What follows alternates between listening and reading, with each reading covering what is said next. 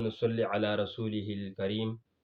أما بعد قال الله تعالى في كلامه المجيد وفرقانه الحميد أعوذ بالله من الشيطان الرجيم بسم الله الرحمن الرحيم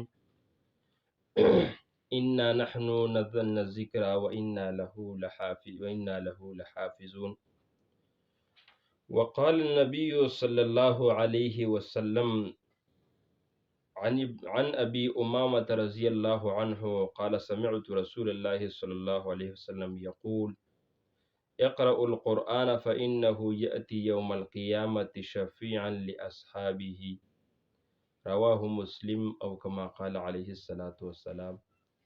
صدق الله العظيم وصدق نبيه الكريم ونحن على ذلك لمن الشاهدين والشاكرين۔ میرے انتہائی ہم سفر ساتھیوں اور میرے اس کار خیر میں مدد کرنے والے معاون بھائیوں، جس طرح پہلے میں نے آپ کو قرآن کی فضیلت اور کے بارے میں کچھ وضاحت کی، تو اس طرح آج بھی میں آپ کو یہ بتانا چاہتا ہوں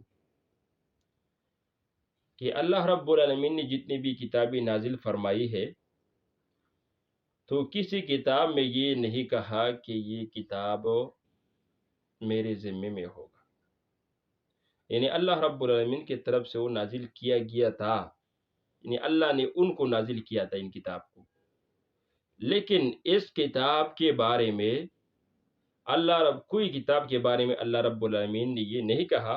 کہ میں اس کا حفاظت کرنے والا ہوں، میں حفاظت کے ذمہ دار ہوں۔ لیکن قرآن کے بارے میں اللہ رب العالمین نے فرمایا اِنَّا نَحْنُ نَزَّلْنَا الذِّكْرَ وَإِنَّا لَهُ لَحَافِظُونَ، کہ یہ قرآن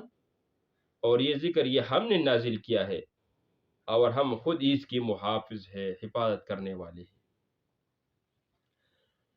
تو یہ مقدس کتاب جو عظیم ہستی اور عظیم ذات کی طرف سے ہے، اور پھر اس قرآن کی ایک عظیم نعمت یہ ہے کہ اس کے حفاظت کرنے والے خود رب ذوالجلال ہو، جس کی طرف سے وہ نازل کیا گیا ہے وہ ان کی حفاظت کرنے والا ہے۔ تو دیکھا جائے کہ کتنی عظیم کتاب ہے یہ، کہ یہ تحریف سے پاک ہو، کوئی بھی شخص اس میں تحریف نہیں کر سکتی۔ ہارون رشید کے زمانے میں وہ ایسا بادشاہ تھا جو اپنے دور حکومت میں انہوں نے یہ کام کیا تھا، اور وہ کرتے رہتے تھے کہ وہ سال میں ایک مرتبہ یہ ایک رات کو پوری رات یہ مجلس وہ منعقد کرتے تھے، اور بہت سے علماء آتے تھے اور قرآن کے بارے میں وہ یہ قرآن کی عظمت، قرآن کی فضیلت اور قرآن کے شان کے بارے میں وہ تقاریر کرتے رہتے تھے۔ ایک دفعہ ایک صاحب آیا اور اسٹیج پر جو شخص اسٹیج کے ذمہ دار تھے تو انہوں نے ایک خط بھیجا اور کہا کہ آج میں تقریر کر رہا ہوں۔ تو جاننے پہچاننے والا کوئی نہیں تھا، تو انہوں نے کہا شاید اجنبی شخص ہے، ان کو بھی سن لیا جائے۔ تو جب دیکھا گیا تو اسٹیج پر آیا تھا اور پھر تو انہوں نے تقریر کی، اور جس مدلل انداز سے انہوں نے تقریر کی، لیکن اس تقریر میں انہوں نے اللہ رب العالمین کی توحید کی وحدانیت، اللہ رب العالمین کی وحدانیت اور توحید کو نہیں بیان کیا۔ اور دوسرا یہ کہ انہوں نے رسالت یعنی پیغمبر علیہ السلام کی رسالت کا اقرار بھی نہیں کیا۔ تو جب انہوں نے تقریر کیا، بہت اچھا تقریر کیا، تو ہارون رشید بادشاہ نے اس کو اپنے پاس بلایا اور کہا کہ آپ نے تقریر کی، لیکن آپ نے تقریر میں اللہ رب العالمین کے وحدانیت کا ذکر نہیں کیا، رسول اللہ صلی اللہ علیہ وسلم کی رسالت کا ذکر نہیں کیا۔ تو انہوں نے بتایا کہ میں مسلمان نہیں ہوں۔ تو اور بھی حیران رہ گئی کہ آپ مسلمان نہیں ہیں، اور پھر بھی آپ نے قرآن کے بارے میں یہ اتنی تقریر کی، اتنی وضاحت کی، اتنی اچھی باتیں کی۔ تو انہوں نے بتایا کہ ہارون رشید بادشاہ نے بتایا کہ آپ ایسا کر کے کہ آپ مسلمان ہو جائیں۔ تو انہوں نے کہا کہ ہمارے پاس ایک بات ہے، اور جب میں اس بات کو پوری طرح اس پہ یقین مجھے جب بھی یقین ملا تو اس کے بعد میں مسلمان ہو جاؤں گا۔ تو انہوں نے کہا کہ یہ کیا بات ہے، میں بادشاہ ہوں، میرے سامنے یہ کہیں، میں انشاءاللہ آپ کو پورا کروں گا۔ تو انہوں نے کہا کہ آپ کی بادشاہیت کے ساتھ اس کا کوئی تعلق نہیں ہے، بس یہ بات جب بھی میں اپنے اس پر پورا یقین، جب بھی پورا یقین مجھ پر، یعنی مجھے اس بات پر پورا یقین ہو گیا تو میں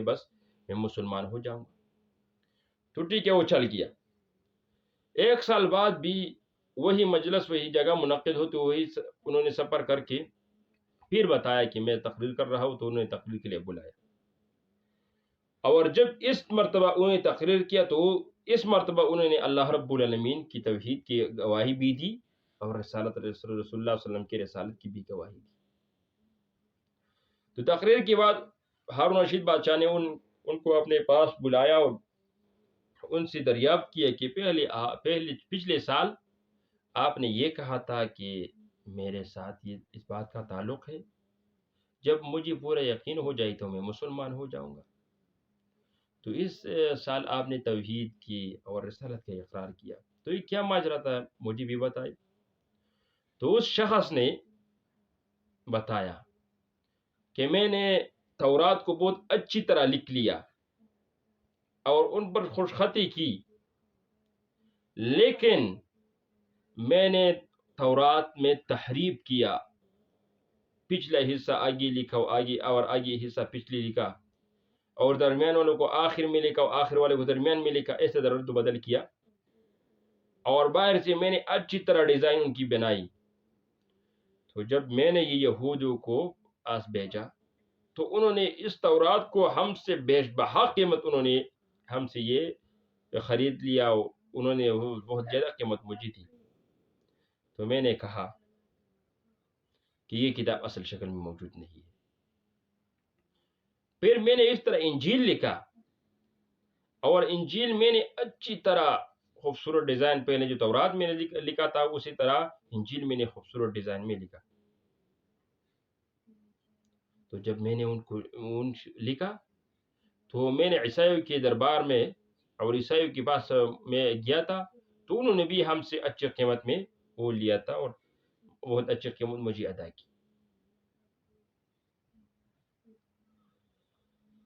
تو اس کے بعد میں نے قرآن لکھنا شروع کر دیا،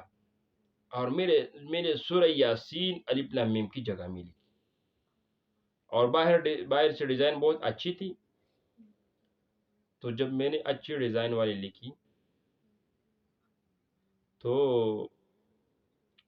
جب میں نے مسلمانوں کے پاس گیا تو انہوں نے جب دیکھا کہ الف لام میم کی جگہ یاسین ہے، اور آگے انہوں نے دیکھا تو انہوں نے بلا پوچھ گچھ انہوں نے ہم پر ایسے وارنا اور گزارنا اور ایسے مارنا پیٹنا شروع کر دیا کہ میرا حال وہ برا حال کر دیا۔ تو میں نے کہا کہ آپ صبر کریں، میں آپ کو ماجرا بتا رہا ہوں۔ میں نے یہ کام اسی لیے کیا کہ اللہ رب العالمین نے کہا کہ انا نحن نزلنا الذکر وانا له لحافظون، کہ یہ کتاب ہم نے نازل کیا ہے تو ہم اس کے ذمہ دار ہے، اس کی حفاظت کرنے والے ہیں۔ تو اسی لیے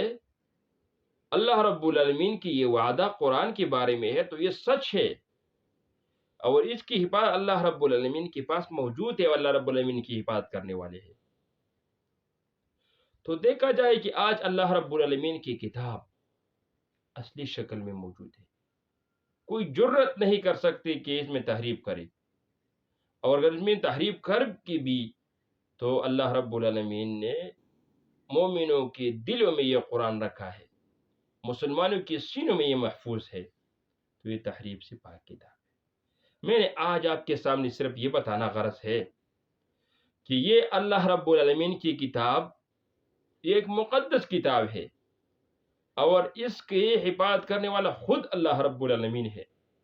تو آئے ہم بھی اس قرآن کی محافظ بن جائیں، ان کی تلاوت، ان کی درس و تدریس کا عمل شروع کریں۔ تو اللہ رب العالمین سے دعا کرتے ہیں کہ اللہ رب العالمین ہمیں بھی قرآن کے پڑھنے اور پڑھانے والے بنائے، ہم قرآن کے سیکھنے اور سکھانے والا بنا دے۔ اللہ رب العالمین ہماری دنیا اور آخرت کو اچھی طرح سنوار دے۔ السلام علیکم ورحمۃ اللہ۔